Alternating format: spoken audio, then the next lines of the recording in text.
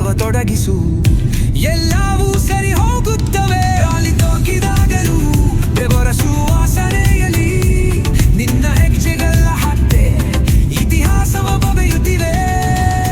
ನಿನ್ನ ಹಾಡು ನೀನೇ ಹಾಡು,